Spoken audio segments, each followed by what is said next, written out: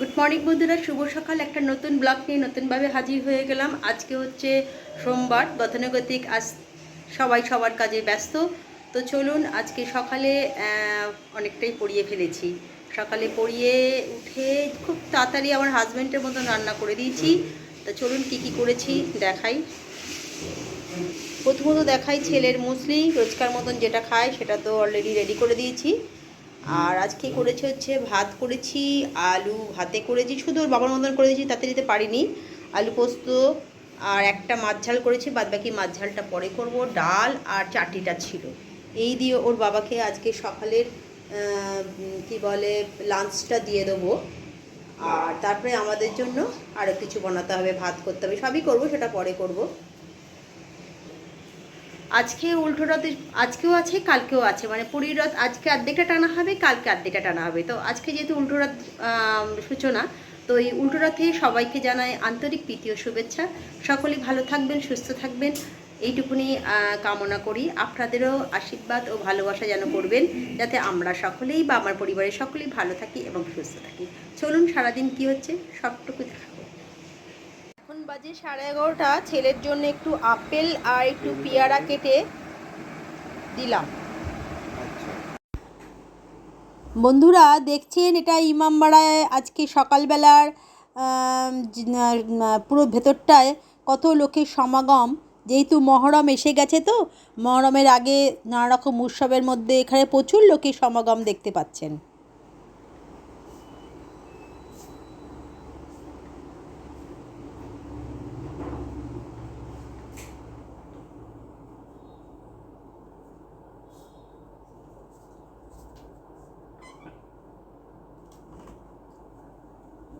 ভেতরটা সুন্দর দেখতে পাচ্ছেন, এটা আমাদের ইমামবাড়ার পুরো ভেতরটা দেখতে পাচ্ছেন।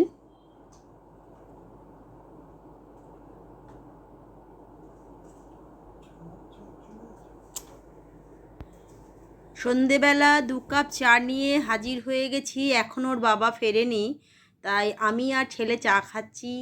এইটা হচ্ছে দুধ চা, কিন্তু চিনি ছাড়া। এটা হচ্ছে আমার চা, একেবারে দুধের মালাই দিয়ে চিনি দিয়ে একদম গাঢ় গাঢ় বিকেলে 1 কাপ চা খাচ্ছি। চলুন চা খেয়ে নিই, তারপর আপনাদের সঙ্গে আবার পরে কথা হবে। এটা দেখছেন, আজকে জগন্নাথ দেব তো ছিল রথযাত্রা উপলক্ষে। রাত্রিবেলা রথ থেকে জগন্নাথ প্রভু, মহাদেব প্রভুরা সবাই বাড়ি চলে এসছেন। আর রথকে এবার খুলে ফেলে ঠিকঠাক লাইট টাইট সব খোলা হয়ে যাচ্ছে। এটা দেখছেন ইমামবাড়ার রাত্রিবেলা খুব সুন্দর আলো জ্বলছে।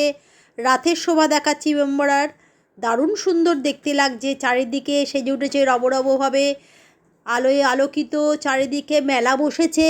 একটা সুন্দর পরিবেশ, সুন্দরভাবে দেখা যাচ্ছে চারিদিকে। একদম কি বলে অ্যাবট স্কুলের সামনে এখানে দেখতে পাচ্ছেন আগুন জ্বালানো হয়ে গেছে, একটু পরেই অনুষ্ঠান শুরু হবে। এই যে হাওয়া দিয়ে এটাকে আগুনটাকে ঠিকঠাক রাখার জন্য, আর সামনে এই বস্তাগুলোতে সব বালি ভরা আছে। এবার বালি ফেলে যে অনুষ্ঠানটা হয় সেটা তো রাত্রেবেলা 10টার পরে হবে। এখানে আমি তখন গেছিলাম 9টা, 9:15, 9টা নাগাদ। তো দারুণ সুন্দর লাইট লাগিয়ে, আর এই দিকটা এখনও না আমার একটু ভেঙে ভেঙে গেছে বলে এখানে কাজ হচ্ছে, তো সেদিকটা চাপা দেওয়া রয়েছে। কাজ হচ্ছে বলে কী সুন্দর চারিদিকে মেলা বসেছে, একটা সুন্দর পরিবেশ সৃষ্টি হয়েছে। দেখতেই পাচ্ছেন আগুন জ্বলছে। প্রতিবারের ন্যায় এবারেও সুন্দর ব্যবস্থা।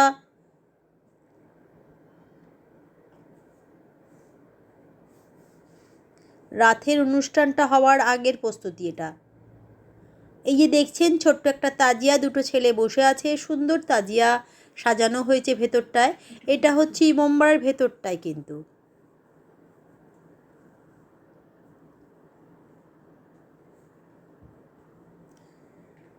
রাতেও কিন্তু অনেক লোকের সমাগম হয়েছে।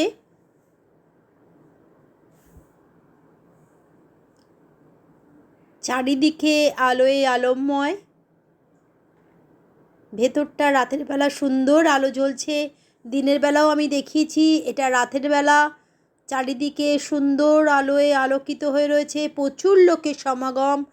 তো তখন রাত্রির 9টা, সবাই বসে আছে অনুষ্ঠান দেখার জন্য।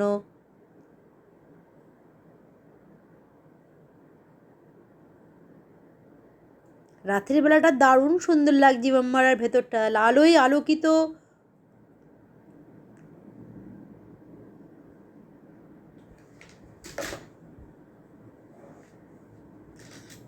দূর থেকে সূর্য ঘড়িটাকেও দেখানোর চেষ্টা করলাম।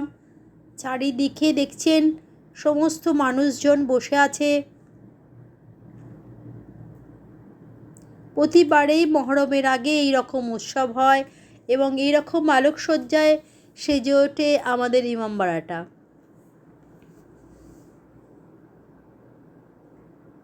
ঐতিহ্যপূর্ণ একটা জিনিস, দেখার মতন, সবাই হয়তো জানেন। এই যে সূর্য ঘড়িটাও দেখানোর চেষ্টা করলাম।